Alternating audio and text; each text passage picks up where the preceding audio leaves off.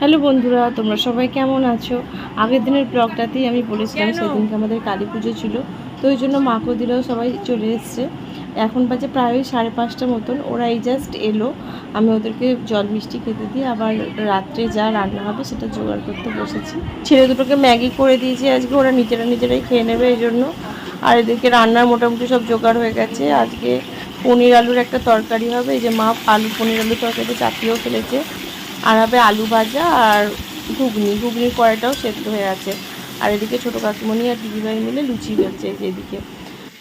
যেদিকে চলছে আমার লুচি ভাজা, আর মা কড়াই ভাজছে আলু ভাজা। আর মোটামুটি তরকারি পাতি সব রান্না হয়েই গেছে, শুধু লুচিটা ভাজলেই হয়ে যাবে।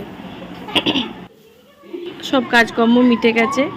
চলুন এবার পুজোটা দিয়ে আসে। আমাদের এখানে পুজো একটু রাতের দিকেই নেয়, 9টা সাড়ে 9টার আগে পুজো নেয় না, তো ওই জন্য আগে রাতের খাবারটা তৈরি করে নিই, দিয়েই তারপর প্রত্যেক বছর পুজোটা দিতে যাই।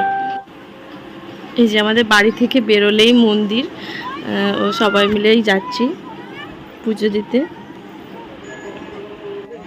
এই যে এইখানে ওরা একে একে নাম লিখে লিখে সবাইকার পুজোটা নেয়।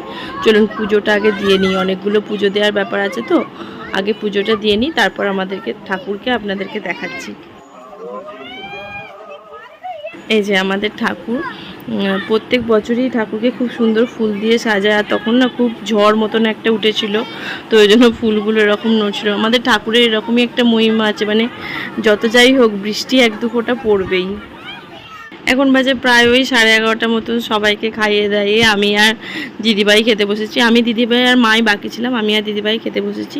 তো চলুন আজকের ব্লগটা আমি এখানেই শেষ করছি। কেমন লাগলো কমেন্ট করে প্লিজ জানাবেন। আজকের মতন টাটা, বাই।